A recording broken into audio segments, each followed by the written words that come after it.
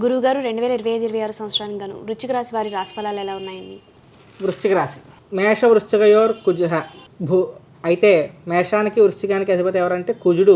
అంగారకుడు అన్న కుజుడు అన్న ఒకటే, ఆయన అధిపతి. విశాఖ 4వ పాదం, అనురాధ 1, 2, 3, 4 పాదాలు, జ్యేష్ఠ 1, 2, 3, 4 పాదాలు ఈ యొక్క వృశ్చిక రాశిలోకి వస్తాయి. అయితే ఈ రాశి వారికి ఈ సంవత్సరం అంత ఆశాజనకంగా లేదు. ఎందుకంటే అర్ధాష్టమ శని వాళ్ళని విపరీతంగా ఏడిపిస్తూ ఉన్నది. అర్ధాష్టమ శని ఏడిపిస్తూ ఉండడం వల్ల ఆదాయం 5, ఆదాయం 2, వ్యయం 14 గాను, రాజపూజ్యం 5, అవమానం 2 గాను కనిపిస్తూ ఉంటుంది. అయితే ఏదైనా మనకి సుఖ సంతోషాలు ఉండాలంటే ప్రధానంగా ఉండాల్సింది ఆదాయం కూడా ఉండాలి. కాబట్టి రాజపూజ్యం ఇవన్నీ ఎలా ఉన్నా ఆ ఆదాయం అనేది ఈ సంవత్సరం కొంచెం వృశ్చిక రాశి వారికి తక్కువగానే ఉంటుంది. మనకి అష్టమ స్థానంలో గురు సంచారం జరగడం వల్ల డైజెషన్ ప్రాబ్లమ్స్ వస్తుంటాయి. అంటే గురుడు డైజెషన్కి బాగా ప్రధానమైన కారకుడు. మనకి లివర్ ప్రాబ్లమ్స్కి కానీ డైజెషన్ ప్రాబ్లమ్స్కి కానీ వస్తున్నాయంటే అది గురుగ్రహం వల్ల. గురుగ్రహ సంచారం మన జాతకంలో బాగోపోతే ఆ యొక్క బృహస్పతి యొక్క అనుగ్రహం లేకపోతే ఈ యొక్క డైజెషన్ ప్రాబ్లమ్స్ వస్తాయి.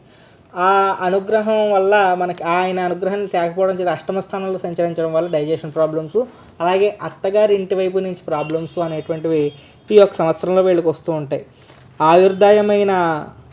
కానీ ఆయుర్దాయం మాత్రం ఉంటుంది. ఆ సమస్యలు ఎలా ఉన్నప్పటికీ కూడా ఆయుర్దాయం బాగుంటుంది, అన్నీ కూడా బాగానే ఉంటాయి. నెక్స్ట్ రాహుకేతువులు కూడా సంవత్సరం అంతా తిరుగుతూ ఉంటారు, కానీ వాళ్ళు పర్వాలేదు, మంచి ఫలితాలని ఇస్తారు. స్థానభ్రంశం చెందుతారు, ఉద్యోగాల నుంచి మారుతూ ఉంటారు. ఉద్యోగాలు మారడం అనేది ఈ యొక్క సంవత్సరంలో వృశ్చిక రాశి వారికి ఫలితం వస్తుంది. ధనపంచమాధిపతి అయినటువంటి 8వ ఇంటి గురు సంచారం అనుకూలం కాదు.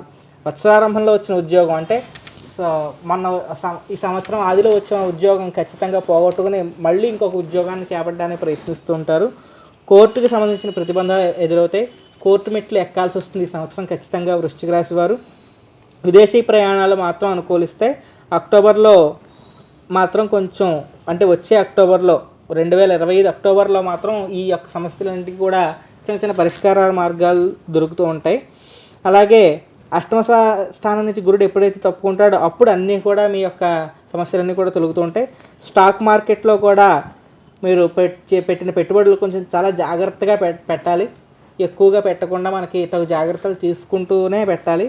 తెలివితేటలతో మాత్రం ఇతరులని గెలుచుకుంటూ, అదే చెప్పాను కదండి, మనకి రాజపూజ్యం మాత్రం ఖచ్చితంగా ఉంటుంది. తెలివితేటలతో ఆదాయం తక్కువ ఉన్నా, ఖర్చులు ఎక్కువ ఉన్నా, కోర్టు మెట్లు ఎక్కాల్సి వచ్చినా, ఏం చేసినా కానీ మీ యొక్క సొంత తెలివితేటలతో మాత్రం దాన్ని పరిష్కరించుకుంటూ వస్తూ ఉంటారు.